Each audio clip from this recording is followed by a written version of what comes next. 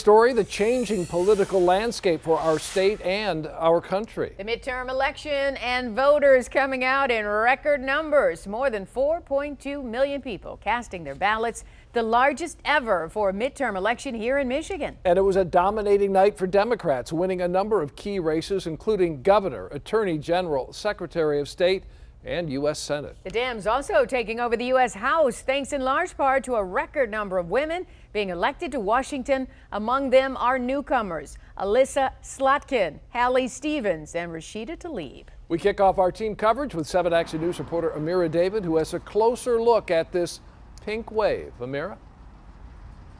Yeah, a pink wave indeed, Dave. And this next analyst offers an explanation for why.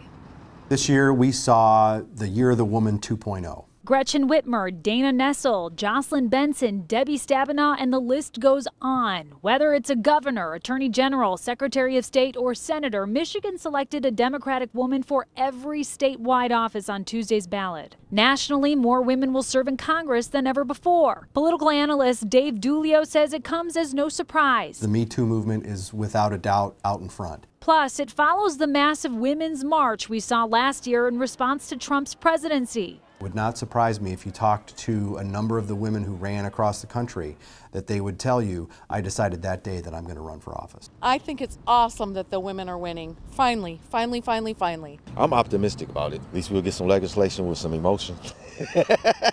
But being female, Dulio says, wasn't enough to get them the top jobs. There was something much bigger at play. History tells us that midterms are bad for candidates of the president's party. In 2010, 2 years after President Obama was elected, Democrats lost 63 seats in the House. Dulio says Democrats had the advantage this year, especially in this state. Michigan's gone back and forth. Every time a governor has exited, Michigan's voted for the other party. Like anything, it runs its cycle. People get tired of one thing and it's like, okay, we need a change.